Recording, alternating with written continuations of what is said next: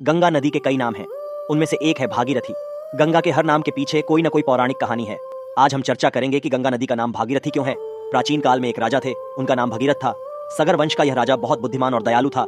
वह बड़ा हुआ और उसे पता चला कि उसके 60,000 पूर्वज कपिल मुनि के श्राप से भस्म हो गए थे। क्योंकि भगीरथ के इन 60,000 पूर्वजों ने पाप किया था, इसीलिए ऋषि कपिल ने क्रोधित होकर उन्हें शाप देकर भस्म कर दिया।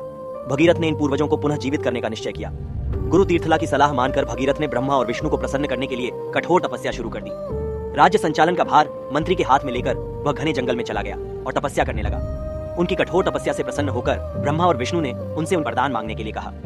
भगीरथ ने अपने 60,000 पूर्वजों की मुक्ति के लिए ब्रह्मा और विष्णु से प्रार्थना की, जो राख में बदल गए थे। ब्रह्मा और विष्णु कहते हैं कि केवल देवी गंगा ही उनका उद्धार कर सकती है। यह सुनकर भगीरथ ने गंगा की तपस्या प्रारंभ कर दी। जब गंगा प्रकट होती है तो वह उनसे पृथ्वी पर आने की प्रार्थना करते हैं। गंगा कहती है कि वह धरती पर आ सकती है, परंतु पृथ्वी उसके प्रबल प्रवाह से जलमग्न हो जाएगी। तब भगीरथ महादेव के पास गए और उनसे सहायता मांगी। सारी बात जानकर महादेव ने कहा कि मैं गंगा को अपने जाल में बांध लूंगा, फिर वहां से धीमी धारा में गंगा को पृथ्वी पर भेजो। फलस्वरूप गंगा की निर्मल धारा में धरती चिकनी हो जाएगी। महादेव के प्रस्ताव पर सहमति जताते हुए गंगा उनकी जटा में ही रुक गई। वहां से वह एक नियंत्रित धारा में पृथ्वी पर उतरे। गंगा के स्पर्श से भागीरथ के 60 हजपा पूर्वज मुक्त हो गए। इस नदी का दूसरा नाम भागीरथी है, क्योंकि भगीरथी गंगा को पृथ्वी पर लाए थे।